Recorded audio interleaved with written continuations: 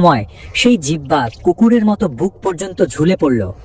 মুখ দিয়ে অনবরত লালা ঝরছে আর পশুর মতো ঘেউ ঘেউ শব্দ বের হচ্ছে। পবিত্র কোরআনে আল্লাহ যাকে সম্মান দেননি, বরং সরাসরি কুকুর বলে ধিক্কার দিয়েছেন। কে সেই অভিশপ্ত আলেম যার একটিমাত্র শয়তানি বুদ্ধিতে চোখের পলকে লাশে পরিণত হলো ৭০,০০০ মানুষ? ইতিহাসের সেই লোমহর্ষক এবং শিক্ষণীয় ঘটনা জানতে ভিডিওটি শেষ পর্যন্ত দেখুন। হযরত মুসা আলাইহিস সালামের যুগের কথা। বনি ইসরায়েল জাতি তখন মিশর থেকে বের হয়ে আল্লাহ প্রদত্ত পবিত্র ভূমি বা বাইতুল মুকাদ্দাসের দিকে এগিয়ে যাচ্ছে। তাদের সাথে আছেন আল্লাহর নবী মুসা আলাইহিস সালাম এবং তার ভাই হারুন আলাইহিস সালাম। লাখ লাখ মানুষের এই কাফেলা যখন মরুভূমির পথ ধরে এগিয়ে আসছিল, তখন তাদের মাথার ওপর ছায়া দিচ্ছিল আল্লাহর রহমতের মেঘমালা। এই সংবাদ পৌঁছে গেল কিনান বা জব্বারিন সম্প্রদায়ের কাছে। তারা ছিল অত্যন্ত শক্তিশালী এবং অত্যাচারী জাতি। তাদের বাদশা যখন শুনল যে মুসা আলাইহিস সালাম তার বিশাল বাহিনী নিয়ে তাদের শহরের দিকে ধেয়ে আসছেন, তখন তার ভয়ে আত্মা শুকিয়ে গেল। কারণ সে জানত মুসা আলাইহিস সালামের সাথে সাধারণ কোনো সেনাবাহিনী নেই। তার সাথে আছেন আসমানের ফেরেশতারা। তার হাতে আছে সেই লাঠি যা দিয়ে তিনি সমুদ্র ভাগ করে ফেলেছেন। তরবারি বা তীর দিয়ে এই বাহিনীর সাথে পারা যাবে না। বাদশা তার মন্ত্রীদের ডাকলো, বলল, আমাদের এখন কি উপায়? আমরা তো মুসার সাথে শক্তিতে পারবো না। আমাদের এমন কোনো আধ্যাত্মিক শক্তি দরকার যা দিয়ে আমরা মুসাকে ধ্বংস করতে পারি। তখন মন্ত্রীদের মধ্যে একজন বলল, হে বাদশা, আমাদের শহরেই তো আছেন এক মহান সাধক, তার নাম বাল আম ইবনে বাউরা। তিনি আল্লাহর এমন এক গোপন নাম জানেন যাকে বলা হয় ইসমে আজম। তিনি যদি ওই নাম পড়ে মুসার বিরুদ্ধে বদদোয়া করেন, তবে মুসার সেনাবাহিনী ধ্বংস হয়ে যাবে। আল্লাহর সাধ্য নেই তার দোয়া ফিরিয়ে দেওয়ার। বাদশার চোখে আশার আলো জ্বলে উঠল। সে বলল, জলদি যাও, বাল আমকে আমার দরবারে নিয়ে এসো। তাকে বলো সে যেন এখনই মুসার বিরুদ্ধে বদদোয়া শুরু করে। বাল আম ইবনে বাউরা ছিলেন একজন বড় আলেম। তিনি আল্লাহর একত্ববাদে বিশ্বাসী ছিলেন এবং মুসা আলাইহিস সালামের নবুয়াত সম্পর্কে জানতেন। যখন বাদশার লোকেরা তার কাছে এলো এবং বলল, হে শায়েখ, মুসা ইবনে ইমরান আমাদের দেশ দখল করতে আসছে, আপনি আপনার ইসমে আজম ব্যবহার করে তাকে বদদোয়া দিন। বাল আম আটকে উঠলেন। তিনি বললেন, আউযুবিল্লাহ, তোমরা একই বলছো? মুসা আল্লাহর নবী, তার সাথে আছেন ফেরেশতারা। আমি যদি তার বিরুদ্ধে দোয়া করি তবে তো আমার দুনিয়া এবং আখেরাত দুই ধ্বংস হয়ে যাবে। আমি আগুনের গর্তে ঝাঁপ দিতে পারি, কিন্তু আল্লাহর নবীর বিরুদ্ধে দাঁড়াতে পারি না। বাল আম তাদের ফিরিয়ে দিলেন। বাদশা যখন শুনল বাল আম রাজি হচ্ছে না, তখন সে শয়তানের বুদ্ধি গ্রহণ করল। সে জানত প্রত্যেক মানুষেরই একটা দুর্বলতা থাকে, আর বাল আমের দুর্বলতা ছিল তার স্ত্রী এবং সম্পদের প্রতি লোভ। বাদশা তার ভান্ডার থেকে বস্তা ভর্তি সোনা দানা, হীরা জহরত এবং দামি দামি উপহার বাল আমের স্ত্রীর কাছে পাঠালো। বাল আমের স্ত্রী ছিল লোভী প্রকৃতির। সে যখন দেখল বাদশার পাঠানো এই অঢেল সম্পদ, তার চোখ লোভে চকচক করে উঠল। সে ভাবল, সারা জীবন তো দারিদ্র্যের মধ্যে কাটালাম, এখন যদি একটু বদদোয়া করলেই বাদশা আমাদের এত সম্মান দেন, তবে ক্ষতি কি? স্ত্রী তখন বাল আমের কাছে এলো। সে কান্নাকাটি শুরু করলো। সে বলল, হে আমার স্বামী, তুমি আর কতকাল আমাদের এই কষ্টে রাখবে? বাদশা তোমাকে এত সম্মান দিচ্ছেন আর তুমি তা খিরিয়ে দিচ্ছ। তুমি যদি বাদশার কথা না শোনো তবে সে আমাদের মেরে ফেলবে, আমাদের দেশ থেকে বের করে দেবে। তুমি শুধু একটু দোয়া করো যাতে মুসার বাহিনী ফিরে যায়। এটুকুই তো। বাল আম তার স্ত্রীর চোখের পানি আর ওই স্বর্ণ মুদ্রার ঝনঝনি দেখে দুর্বল হয়ে পড়লেন। তার ইমানের দেওয়াল নড়বড়ে হতে শুরু করলো। ৭০ বছরের ইবাদত এক পাল্লায়, আর স্ত্রীর ভালোবাসা আর দুনিয়ার মোহ অন্য পাল্লায়। শেষ পর্যন্ত নফস জিতে গেল, ইমান হেরে গেল। বাল আম বললেন, ঠিক আছে, আমি সরাসরি বদদোয়া করব না। আমি আগে আল্লাহর কাছে ইস্তেখারা বা অনুমতি চাইব। যদি আল্লাহ অনুমতি দেন তবেই আমি কিছু করব। বাল আম ভাবলেন তিনি আল্লাহকে ধোঁকা দেবেন। তিনি ইস্তেখারা করলেন। স্বপ্নে তাকে স্পষ্ট জানিয়ে দেওয়া হলো, খবরদার বাল আম, মুসার বিরুদ্ধে কোনো দোয়া করবে না, ধ্বংস হয়ে যাবে।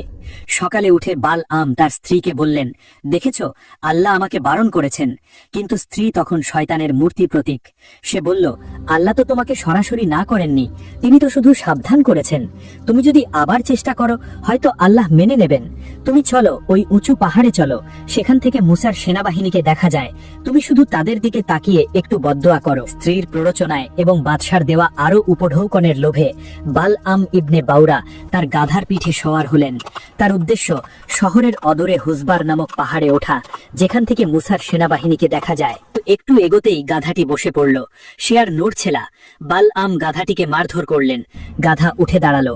আবার একটু এগিয়েই গাধাটি শুয়ে পড়ল। বালআম এবার রাগে লাঠি দিয়ে গাধাটিকে পেটাতে শুরু করলেন। তখন একটা অলৌকিক ঘটনা ঘটল। ঐতিহাসিক বর্ণনায় এসেছে, আল্লাহ সেই অবলা প্রাণী সেই গাধার মুখে ভাষা ফুটিয়ে দিলেন। গাধাটি মানুষের ভাষায় কথা বলে উঠল। সে বালআমের দিকে তাকিয়ে বলল, হে বালআম, তুমি আমাকে মারছো কেন? তুমি কোথায় যাচ্ছ? তুমি কি দেখতে পাচ্ছ না আমার সামনে আল্লাহর ফেরেশতারা তলোয়ার নিয়ে দাঁড়িয়ে আছে? তারা আমাকে এগোতে দিচ্ছে না।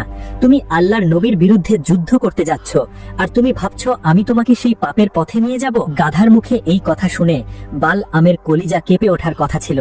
তার ফিরে আসার কথা ছিল, কিন্তু মানুষের অন্তর যখন অন্ধ হয়ে যায় তখন সে কোনো নিদর্শনই দেখতে পায় না। বালআম গাধাটিকে ফেলে পায়ে হেঁটে সেই পাহাড়ের চূড়ায় উঠলেন। নিচে মুসা আলাইহিস সালামের বিশাল বাহিনী, সাদা তাঁবুগুলো দেখা যাচ্ছে। হাজার হাজার মুমিন বান্দা আল্লাহর জিকির করছে। আর উপরে দাঁড়িয়ে এক সময়ের বড় আলেম বালআম ইবনে বাউরা তাদের ধ্বংসের জন্য হাত তুললেন। তিনি তার সেই পবিত্র জিহ্বা, যা দিয়ে তিনি সারা জীবন আল্লাহর নাম নিয়েছেন, তা দিয়ে বদদোয়া করতে চাইলেন। কিন্তু তিনি যখনই মুখ খুললেন তখনই আল্লাহর কুদরত একটা অদ্ভুত খেলা শুরু করল। বালআম চাইলেন বলতে, হে আল্লাহ, তুমি মুসাকে ধ্বংস করো, কিন্তু তার জিহ্বা উল্টে গেল। তার মুখ দিয়ে বের হয়ে এলো, হে আল্লাহ, তুমি মুসাকে বিজয় দান করো। আবার তিনি চাইলেন নিজের কওমকে বা নিজের জাতিকে বিজয় দিতে, কিন্তু মুখ দিয়ে বের হয়ে এলো নিজের জাতির জন্য ধ্বংসের দোয়া। বালআম ঘামতে লাগলেন। তিনি প্রাণপণে চেষ্টা করলেন জিহ্বাকে নিয়ন্ত্রণ করতে, কিন্তু আল্লাহ তার জিহ্বার নিয়ন্ত্রণ নিয়ে নিলেন। হঠাৎ বালআমের মুখ দিয়ে এক বিকট শব্দ বের হলো। তার জিহ্বাটি লম্বা হয়ে মুখ থেকে বেরিয়ে এলো। সেটা এতটাই লম্বা হয়ে গেল যে তা তার বুকের ওপর ঝুলে পড়ল, ঠিক যেমন গরমে কাতর কুকুরের জিহ্বা ঝুলে থাকে। তার মুখ থেকে অনবরত লালা ঝরতে লাগলো। বালআম বুঝলেন তার সব শেষ হয়ে গেছে। তার ইসমে আজম ছিনিয়ে নেওয়া হয়েছে, তার ঈমান কেড়ে নেওয়া হয়েছে। সে এখন আর মানুষ নন, তিনি আল্লাহর দৃষ্টিতে এক কুকুরে পরিণত হয়েছেন। বালআম তখন তার লোকদের দিকে তাকিয়ে এক ভয়ঙ্কর শয়তানি হাসি হাসলেন। তিনি বললেন, আমার দুনিয়াও গেল, আখিরাতও গেল, দোয়া দিয়ে আর কাজ হবে না। কিন্তু আমি মুসার রবের একটা গোপন নিয়ম জানি। মুসার রব পবিত্রতাকে ভালোবাসেন। তিনি ব্যভিচার বা জিনাকে ঘৃণা করেন। যতক্ষণ মুসার বাহিনী পবিত্র থাকবে ততক্ষণ আসমানের ফেরেশতারা তাদের রক্ষা করবে। কিন্তু যদি কোনোভাবে তোমরা তাদের ব্যভিচারে লিপ্ত করতে পারো, তবে আল্লাহ তাদের ওপর থেকে নিজের রহমত উঠিয়ে নেবেন। তখন তাদের ধ্বংস করতে কোনো তরবারির দরকার হবে না, আল্লাহ নিজেই তাদের ধ্বংস করবেন। বালআমের এই কথা শুনে জাব্বারিন বা কেনানীয় বাদশার চোখ জ্বলে উঠল। সে বলল, তাহলে আমাদের কি করতে হবে? বালআম বলল, তোমাদের শহরের সবচেয়ে সুন্দরী নারীদের সাজিয়ে গুছিয়ে মুসার বাহিনীর কাছে পাঠাও।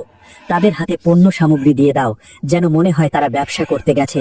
আর তাদের বলে দাও, মুসার কোনো সৈন্য যদি তাদের সাথে একান্তে মিলিত হতে চায় তবে তারা যেন বাধা না দেয়। যদি একজন সৈন্য, আমি বলছি মাত্র একজন সৈন্য যদি জিনা করে, তাহলেই আমাদের কাজ হয়ে যাবে। কি ভয়ঙ্কর পরিকল্পনা!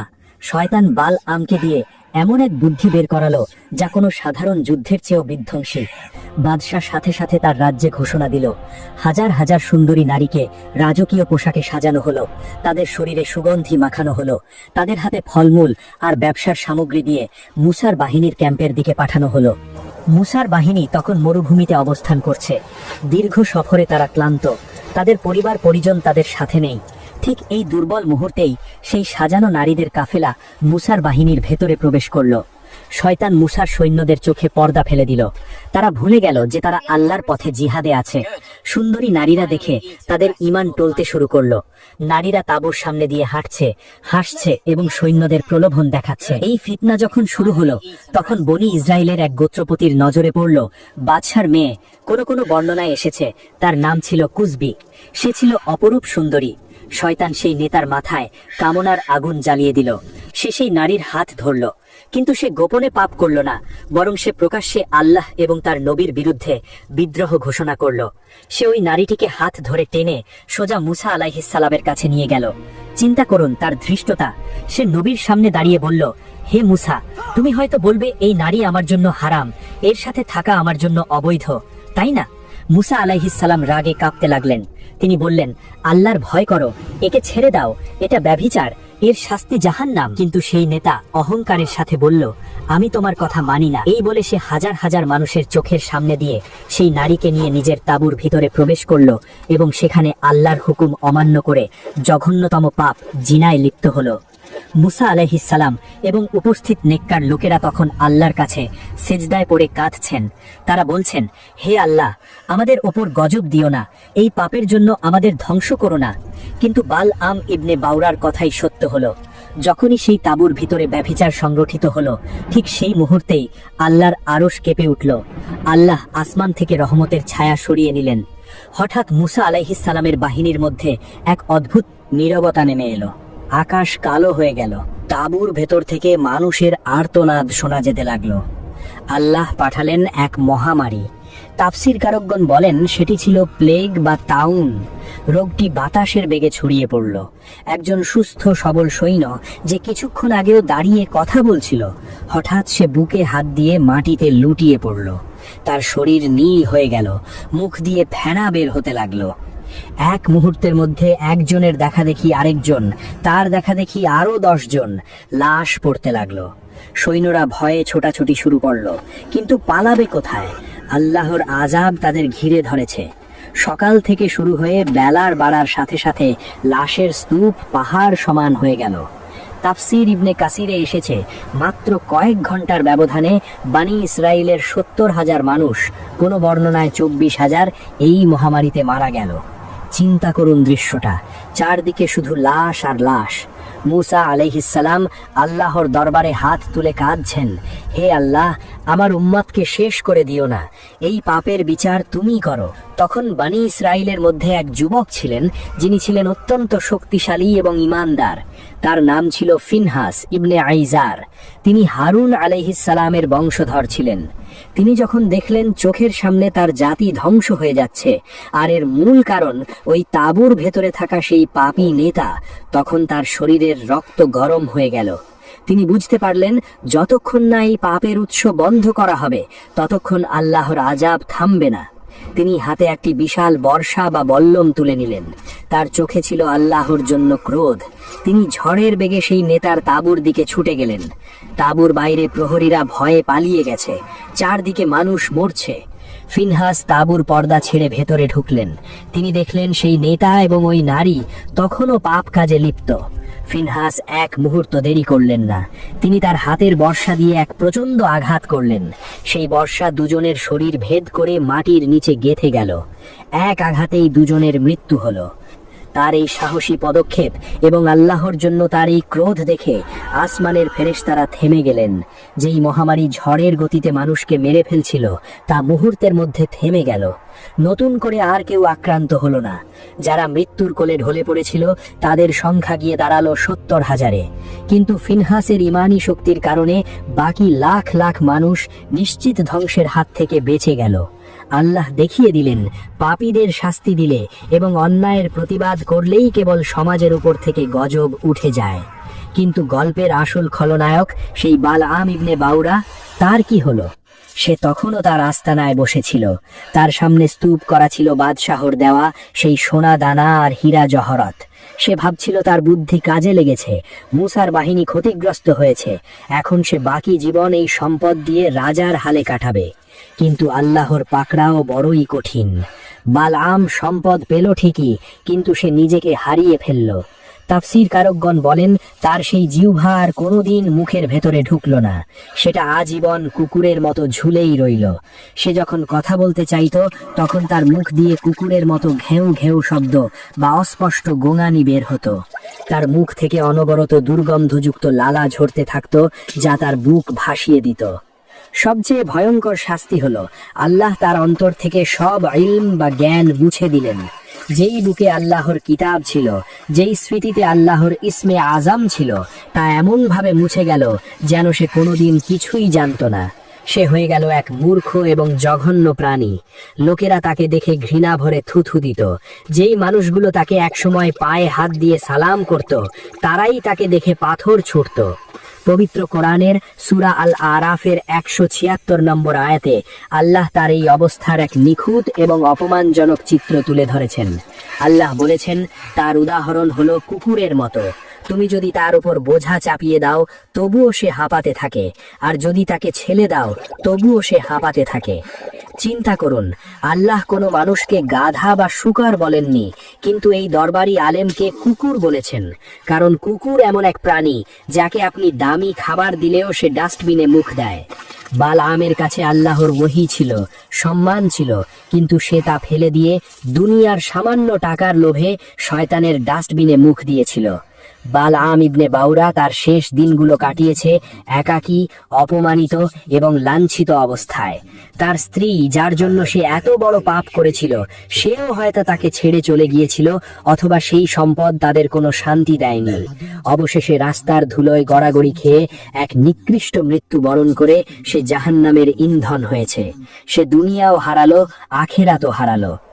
আজকের এই ভিডিওটি শেষ করার আগে আসুন আমরা একটু নিজেদের বিবেকের আয়নায় তাকাই। বালআম ইবনে বাউরার এই ঘটনাটি আল্লাহ কোরআনে কেন রাখলেন?